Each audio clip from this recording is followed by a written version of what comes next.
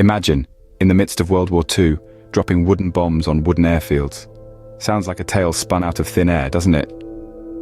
This is the starting point for our journey into a curious corner of wartime lore, the rumor of the wooden bomb. As the story goes, during the Second World War, a rumor began to circulate, a tale that tickled the funny bones of soldiers and civilians alike.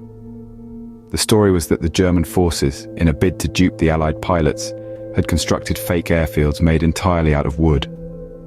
These decoys, so it was said, were so convincingly crafted that from the air, they appeared as real as any operational airfield. But the Allies, the story continues, were not to be outdone. According to the rumor, they retaliated with a sense of humor as sharp as their wits, dropping equally fake wooden bombs onto these wooden airfields. It was a jest, a way to say, "We see through your ruse," a light-hearted jab in the midst of a time of darkness and despair.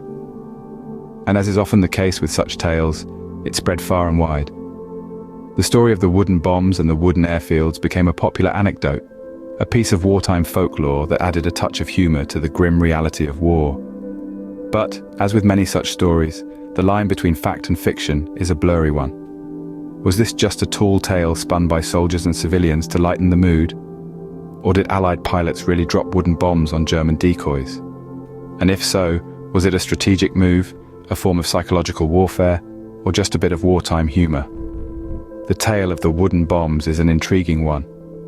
It's a story that captures our imagination, that makes us laugh and that makes us question. It's a story that, despite its improbability, has endured for over 80 years. But is there any truth to this fascinating rumor, or is it just a myth spun by the war-weary? To answer that, we'll need to delve a little deeper into the annals of history. And that's exactly what we're going to do in the next scene. Let's turn to the work of historian Pierre-Antoine Courouble, who sought to uncover the truth behind this intriguing tale. Pierre-Antoine Courouble, a historian with a penchant for the peculiar, made it his mission to dig deeper into this narrative of wooden bombs and decoy airfields. His research led him through a labyrinth of testimonies, rumors, and elusive paper trails, all seeming to hint at the possibility of this unconventional warfare tactic. Courouble's findings were intriguing, to say the least. He unearthed accounts that suggested the possibility of such events. Some of these accounts even came from individuals like retired Lieutenant Colonel Werner Thiel, adding an extra layer of credibility. However, Courouble's research didn't just stop at anecdotal evidence. He delved into the archives, seeking any documentation that could definitively confirm the use of wooden bombs. Despite his exhaustive efforts, Courouble found little concrete evidence to support the wooden bomb theory. The historian was left with a mass of ambiguous data, a collection of stories, and a few suggestive documents. The lack of definitive proof led Courouble to a rather unexpected conclusion.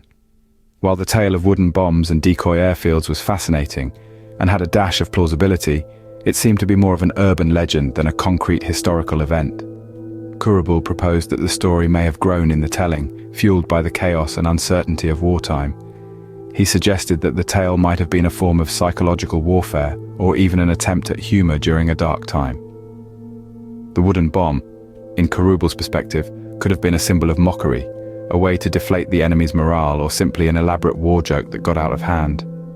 So, according to Courouble, the wooden bomb story could be more of an urban legend than a factual occurrence, but let's not stop here. What about those who were there in the thick of it all? Let's hear from Luc Kohl, Rhett, Werner Thiel. In the heart of the conflict, soldiers like Werner Thiel saw firsthand the puzzling events of this wooden bomb tale. Thiel, a retired lieutenant colonel, recalls the peculiar sight of these wooden decoys. He describes a sense of bemusement among his comrades as they witnessed the supposed retaliation from the Allies. The wooden bombs, he claims, were a clear and humorous response to the fake wooden airfields crafted by the Germans. Yet how much weight can we put on these personal narratives? Thiel's account, though fascinating, is a single piece in a vast puzzle. His testimony, like many others, is tinged with the fog of war, a haze of uncertainty that clouds the clarity of memory. Perhaps these stories were born out of a need for levity in the grim reality of war, a way to inject humor into an otherwise dire situation. Perhaps they were spread as a form of psychological warfare, an attempt to demoralize the enemy, or perhaps, just perhaps, they are an accurate recollection of the events that transpired. These testimonies, while engaging, are not without their contradictions. Some soldiers recount the wooden bombs as a common occurrence, while others claim they were a rare sight. Some remember them as a source of amusement, others as a cause for confusion. The inconsistencies in these narratives raise questions about their reliability and further complicate the enigma of the wooden bomb legend. We must also consider the human propensity for storytelling. In the midst of chaos, stories can provide a sense of order, a way to make sense of the inexplicable.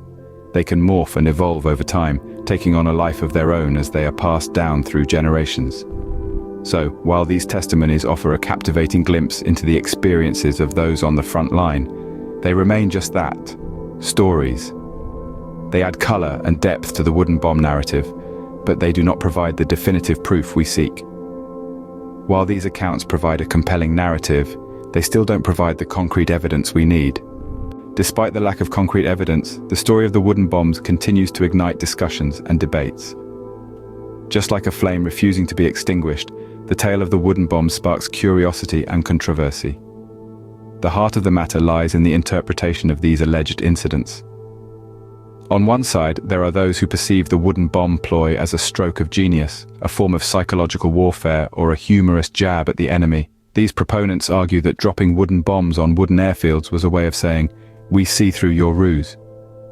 It was a non-lethal method of delivering a clear message, a tongue-in-cheek way of communicating that the Allies were not fooled. It's a narrative that paints a picture of war not just as a series of battles and strategies, but also as a stage for wit and humor. On the flip side of the coin, there are skeptics who question the practicality of such an act. They argue that the resources, time, and effort needed to manufacture and drop wooden bombs could have been better spent on actual warfare.